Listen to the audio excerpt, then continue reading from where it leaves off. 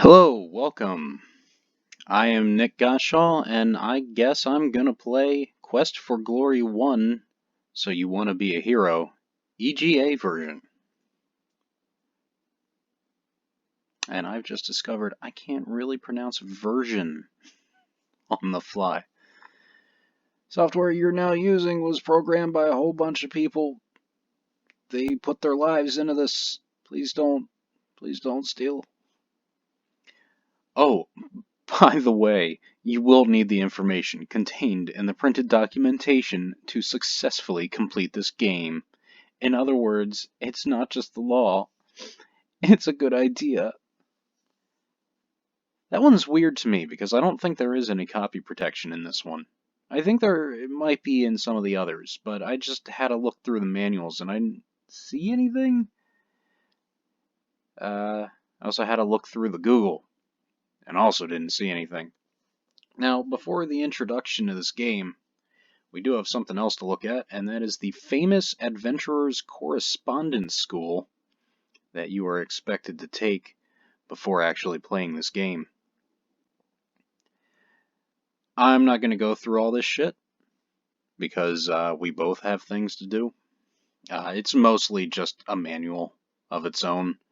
But the interesting thing is, in universe, you're pretty much expected to have done this. Like in universe, they mention the correspondence course that you've taken. I'm just going to read you the intro here. How to be a hero. So, you want to be a hero. Take this simple 1-minute test to see if you have the right stuff to become a student of the famous Adventurer's Correspondence School for Heroes. You are having a dinner with a powerful and influential wizard, and he starts to make rude remarks about muscle-brained adventurers. Do you, A, kill the wizard and upset the magical balance of the... Balance? Fucking... Start the episode over. Start the fucking channel over. Do you A, kill the wizard and upset the magical balance of the entire universe by breaking his spell, preventing the... I need water. Does anybody else need some water? Always a nice way to start things off, you know? Just first episode, let's just fucking fuck it. You are having dinner with a powerful and influential wizard, and he starts to make rude remarks about muscle-brained adventurers. Do you, A, kill the wizard and upset the magical balance of the entire universe by breaking his spell preventing the eruption of the volcano that then spews lava over the peaceful nearby town? Or B, ignore his remarks and pass the salt? You'd be surprised how many would-be heroes choose option A, but here at the famous Adventurer's Correspondence School for Heroes, we know that the correct response is, of course, C. You too can become a useful and productive member of the hero community by taking this simple course in how to be a hero. Wow. That was a short little intro that took entirely too long to get through. The hero. I guess I am going to read on. I'm not going to read this whole thing. This is a long thing. The hero. What is a hero? Hero is the title for which all adventurers strive. A hero must be trustworthy, loyal, helpful, friendly, courteous, kind, obedient, cheerful, thrifty, brave, clean, and reverent. But he or she, fighter or wizard, thief or man or woman, about town, he or she is the desire of all women and the envy of all men, or perhaps the other way around. How do I become a hero? To become a hero, you must first become an adventurer. Adventurers are most often fighters, magic users, and thieves. The Adventurers Guild. Meeting Hall and Employment Agency. Wow, that was loud, I'm sorry. Meeting Hall and Employment Agency for all would-be heroes, the Adventurers Guild will become your home away from home. This is where you go to have your exploits recorded in the log and to boast with your peers. You can obtain information about who's who in the local area.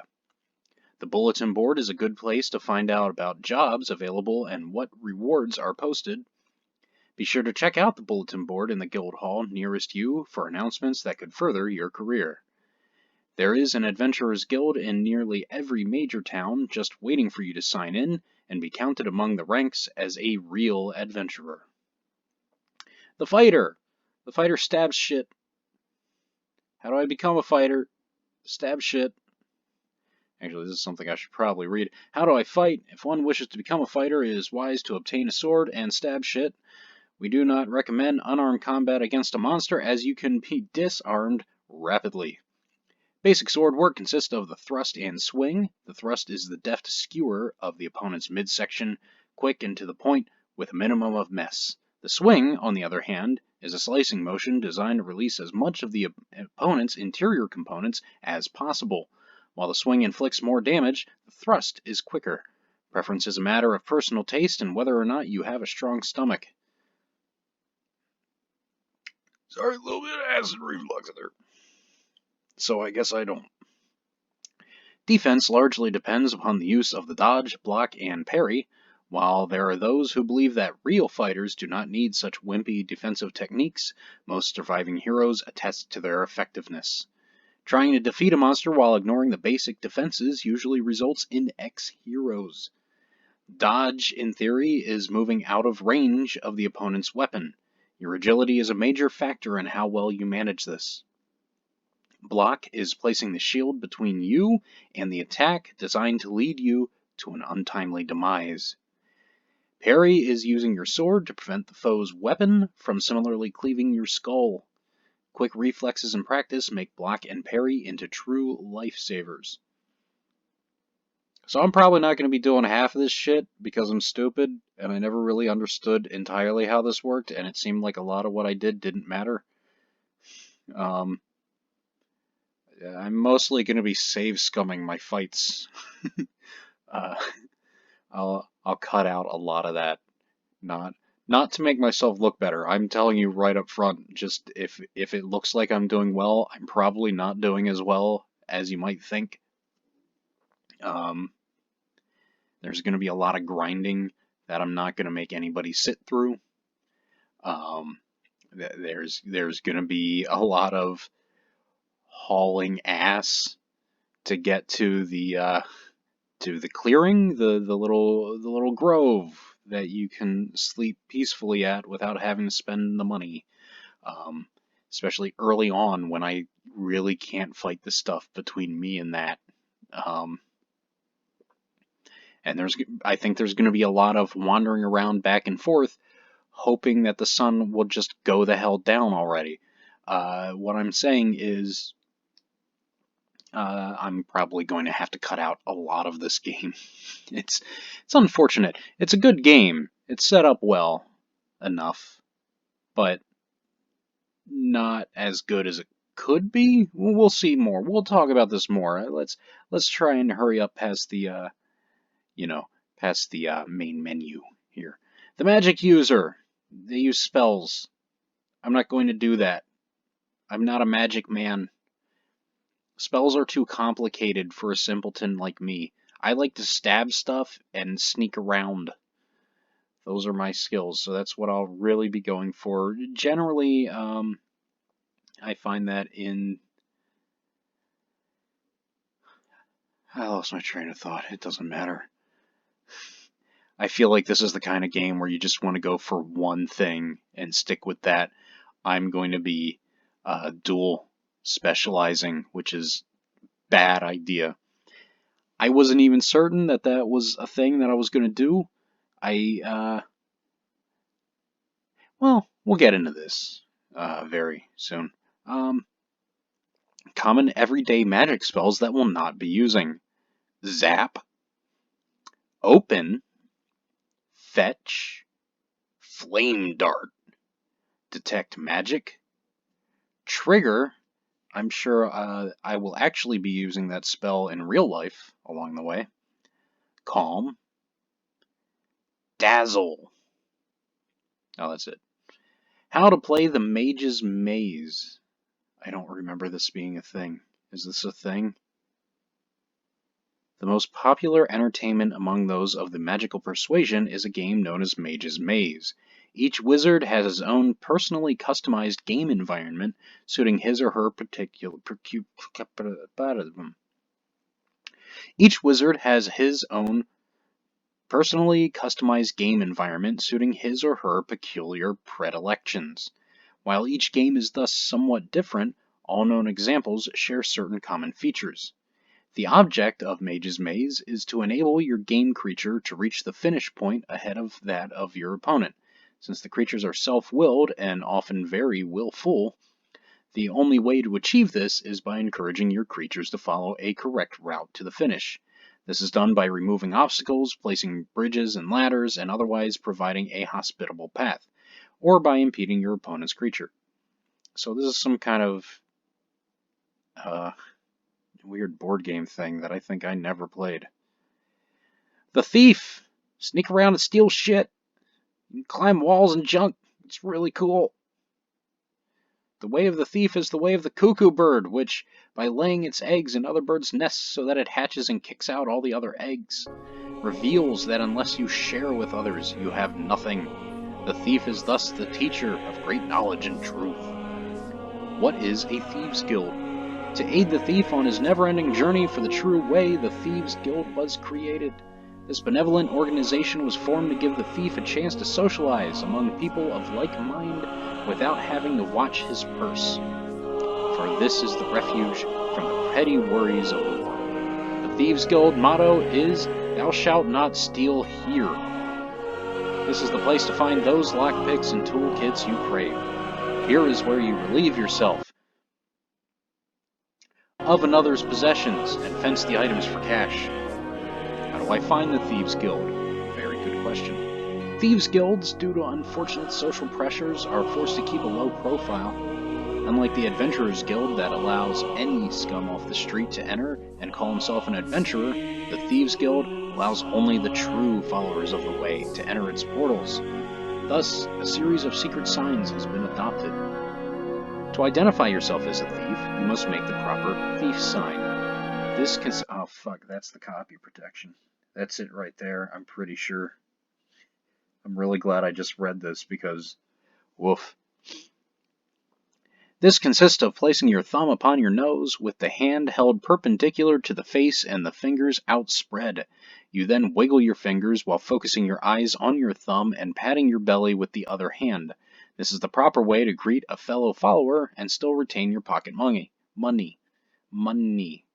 Jesus. I am pretty sure that make the thief sign is a thing that you have to do in the game, and I don't remember if the game ever tells you that. I think that's legitimately copy protection. When searching a strange town for the Thieves Guild, it is wisest not to be too obvious about it. Asking the sheriff where you can find the local Thieves Guild will at the very least make him suspicious of you and quite possibly get you thrown into the local hoosgow. Most local thieves will know the location of their guild, so give them the sign, and they'll give you what you are asking for. Remember to find out the password, for the guild wishes to discourage casual inquirers and spies. Attempting to enter the Thieves Guild without the password is like picking a fight with a troll. It's easily done, but you'll be done in easily. This is a clever little book. We're on page 16 out of 23, so it'll all be over soon.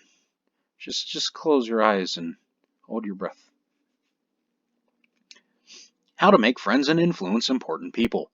Knowing who to know is crucial for the aspiring hero. Here are examples of some of the types of people you are likely to meet, and ways in which you will need to deal with them. Rulers. While the majority of adventurers never get to meet the ruler of the land they are in, nevertheless their lives are directly affected by him or her. Rulers, be they kings or queens, dukes, lords, or sultans, have a profound impact upon their environment. A good ruler keeps his lands free from monsters, his people safe from brigands, and his adventurers very bored. It is hard to be a hero in such a place. A bad ruler, on the other hand, neglects to maintain a routine rout of monsters, ceases to retain a trained militia to break up the bad guys, and in short, allows his or her kingdom or queendom, castle, domain, holdings, or empire to go to pot. This is where real heroes are made. Wizards. Wizards and other magic users should be treated with respect. Even though they may be testy and temperamental, weird and wicked, or silly and simple, it is best to keep one's calm and be polite. It is better than being a toad. Peace officers, sheriffs, militia, constables, and cops are also good people to be polite towards. It is hard to be a hero from inside the local dungeon. Healers. Heroes are constantly undergoing intense and extensive physical damage during the course of an adventure. Healing potions help restore vital body parts and ease the pain. Healers are a major source of healing potions. Never annoy a healer unless you are covered by good health insurance plan. Should have been an A in there. I lost it. You'll never get it back. Oh god, no, what have I done? Oh shit. There we go. Okay. I fucked up the screen. Guildmasters. Guildmasters are a useful resource for adventurers. Guildmasters usually are retired local adventurers and know much about the region. They usually can give information and advice about the local monsters. Innkeepers. In order to recover from a hard day of adventuring, there is nothing better than a nice warm meal and a snuggly bed. Innkeepers are quite capable of exacting vengeance upon a rude adventurer, whether by moldy bread and uncooked stew, or by the bedbugs, so it is best not to perturb them.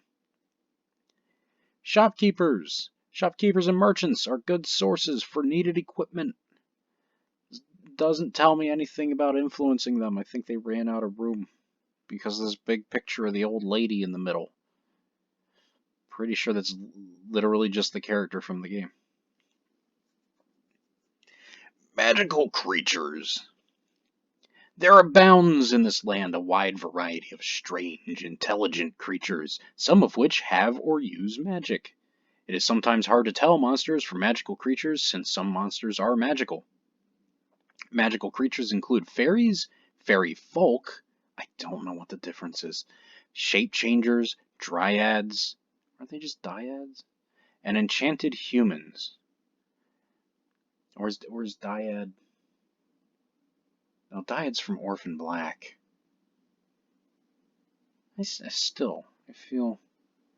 They all tend to be powerful, so it is recommended that adventurers approach strange creatures with caution. Famous monsters of Adventureland. What would a hero do without some horrible monster ravaging the countryside, devouring large farm animals, depopulating the peasants, and causing insurance rates to go up? Monsters are the stuff that heroes are made of. After all, it is very difficult to rescue damsels unless they are distressed. What is a monster? Razors of rulers, annihilator of adventurers. I don't know why I almost said shapeshifters. Jesus fucking Christ. Razors of rulers, annihilator of adventurers, bane of insurance salesmen. Monsters come in many colors, shapes, and sizes. The best way to determine whether a creature is indeed a monster is to observe it carefully in its natural habitat. Here are some warning signs that could indicate a tendency to being a monster. 1. Oozes green ichor that shrivels plants, corrodes metal, and smells like rotten turnips. 2. Eats people with its mouth full. 3. Collects half-eaten corpses. 4. Drools, gibbers, and slavers. 5. Attacks first and asks questions later. 6. Twitches its tentacles in anticipation of torturing tourists. That's a tongue twister. 7. Will not eat his spinach. Of course, this makes it difficult to... What the fuck is happening in my mouth? I'm taking no drink right now.